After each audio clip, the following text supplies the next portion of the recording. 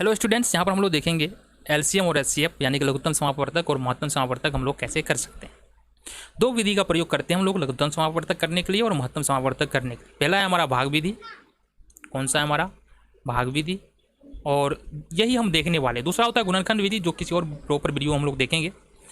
तो सबसे पहली बात है एलसीएम कैसे कर सकते हैं। इसके लिए तुमको गुणनखंड का आना जरूरी है।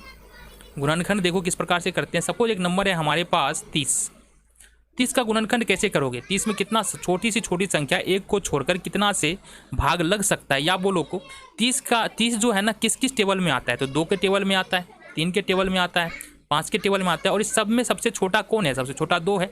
अपन क्या करेंगे ना, 2 को यहाँ लिखेंगे और 2 से देंगे 30 में भाग, तो ये 15 बार में कट जाएगा। अब बोलेंगे कि 15 किस किस टेबल में आता है? तो 15 आ जाता है हमारा 3 के टेबल में और 5 के टेबल में। तो हम सबसे छोटा कौन है? 3 है, तो यहाँ 3 से लगा लेंगे। 3 × 5 = 15। तो ये तो होता है तुम्हारा गुणनखंड। गुणनखंड तुम इस प्रकार से कर सकते हो। लेकिन मान लो हम यहाँ पर लिख रहे हैं 20 और 30। 20 और 30 इस दोनों का गुणनखंड एक साथ करना है, और संख्या ऐसा चूज करना है जो सबसे छोटी हो और इस दोनों को विभाज्य करे। सबसे छोटी हो और इस दोनों को विभाज्य करे, मतलब समझ रहे हो क्या कहने की कोशिश कर रहे हैं? अभी समझ में आएगा। सपोज यहाँ पर अपन क्या करते हैं ना, 3 से देते हैं, यहाँ पर 3 से लगाते हैं, तो 3 से 30 तो विभाज्य हो जाएगा, 3 दाएँ 30 तो कट जाएगा। बट यहाँ पर ये 20 नहीं कट रहा है, 3 × 6 = 18, 2 शेष बच जाएगा। इसका मतलब ये है कि 3 से अपन क्या कर सकते हैं, इसमें नहीं लगा सकते हैं। अब अगर मान लो यहाँ पर 2 से लगाते हैं, 2 से 20 भी कट रहा है और 30 भी कट रहा है, इसका मतलब 2 से हम लोग यहाँ पर भाग लगा सकते हैं। 2 दाएँ का 20 और 15 दूना 30।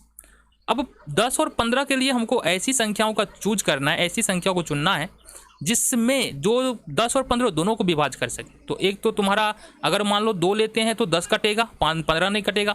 3 लेते हैं तो 15 कटेगा, 10 नहीं कटेगा। 4 से कोई भी नहीं कट रहा है, और अगला जो है हमारा 5 है। अगर यहाँ पर हम 5 लेते हैं तो 10 भी कट रहा है, 5 भी कट रहा है, तो 5 दूनी 10, 5 दिया 15। अब हमारे पास कोई भी एक ऐसा नंबर नहीं है जो 2 और 3 दोनों को विभाज्य कर सके। इसका मतलब आगे हमको भाग लगाने का काम बंद करना होगा और आगे चलेंगे। कहाँ पर चलेंगे? आओ देखो यहाँ से। अब क्या करना है? गुना करना है। 2 × 5 × 3 2 × 3 क्या करेंगे? 2 × 5 × 2 × 3 गुना करो इसको। 2 × 5 = 10, 10 दूना 20, 20 दिया 30। 2 × 5 = 10 दूना 20 दिया 60। तो कहने का मतलब क्या है कि 20 और 30 का जो एलसीएम है वो कितना है? 60 है। अब तुम्हारा एलसीएम सही निकला या नहीं निकला ये चेक करना है। तो किसका एलसीएम निकाला हमने? 20 का निकाला और 30 का निकाला। देखो 20 दिया है 60, 20 से कट जाएगा, और 30 दूना 60, ये भी 60 भी 30 से कट जाएगा। कहने का मतलब क्या है? जिस भी संख्याओं का हम एलसीएम निकाल रहे हैं वो जो है तुम्हारा दी गई संख्याओं यानी जिसका एलसीएम निकाल रहे हैं उससे विभाज्य होगा। बातें समझ में आ गई। एक नंबर और देख लेते हैं हम थोड़ा सा। सपोज हमारे पास 24 है, उसके बाद हमारे पास 25 है, फिर हमारे पास एक नंबर जो है वो तुम्हारा 36 है, और फिर एक नंबर जो है वो तुम्हारे पास 45 है। इसका हमको निकालना है एलसीएम। एलसीएम कैसे निकालेंगे? आ जाओ। तो देखो जब 2 से अधिक संख्याओं का एलसीएम निकाल रहे हैं, लघुत्तम समापवर्तक निकाल रहे हैं, तो हमको सबसे छोटी संख्या से भाग लगाना है। वो 1 हो सकता है, वो 2 हो सकता है, वो 3 हो सकता है। लेकिन ध्यान रहे कि जब भी लगाए ना भाग छोटी छोटी संख्या में, कम से कम 2 नंबर्स में भाग लगना चाहिए। जैसे अगर हम मान लो 2 से लगाते हैं तो 24 और 36 दोनों में लग रहा है। अगर किसी एक में लगता तो हम नहीं लगा सकते, लगाने से फ़ायदा ही नहीं होता। तो यहाँ से हम 2 से भाग लगाएंगे। 12 दूना 24, 25, 18 दूना 36 और 45। देखो जहाँ पर 2 से भाग लगाया हमने, 25 में भाग नहीं लगा तो 25 का 25 हमने लिखा है। यहाँ पर 45 में भाग नहीं लगा तो 45 का 45 हमने लिखा है। आगे आ जाओ। अब क्या है हमारे पास? 12 बच रहा है, 25 बच रहा है, 18 बच रहा है, 45 बच रहा है। तो यहाँ पर फिर से 2 नंबर 12 और 18 है, इसमें फिर से हम 2 से भाग लगा सकते हैं। इसका मतलब फिर से हम 2 पर ही चलेंगे।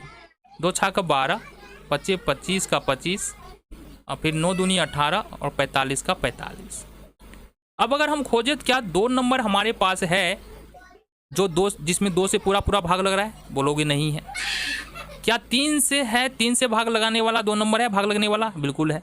6 है, 9 है, 45 है जो जिसमें 3 से भाग लग रहा है। इसका मतलब हम यहाँ 3 से लगा सकते हैं। 3 दूनी 6, 25 का 25 हो जाएगा, 3 तिया 9 हो जाएगा, और यहाँ से 45 है ना, तो 15 तिया 45 हो जाएगा। आगे आ जाओ। अब क्या करें, फिर से देखेंगे तो 3 और 15 में 3 से भाग लग जाएगा, इसका मतलब फिर से 3 से लग देंगे, तो 2 का 2 हो जाएगा, 25 का 25 हो जाएगा, 3 एकम 3 हो जाएगा, और 3 पच्चे 15 हो जाएगा। अब हमारे पास कौन सा नंबर है, गौर से देखना, एक 25 है और एक 5 है।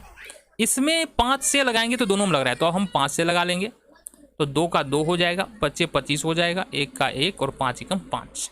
अब सबको मल्टीप्लाई करना है, कर लो। 2 गुने 2 गुने 3 गुने 3, 2 गुने 2 गुने 3 गुने 3 गुने 5 गुने 2 गुने 5।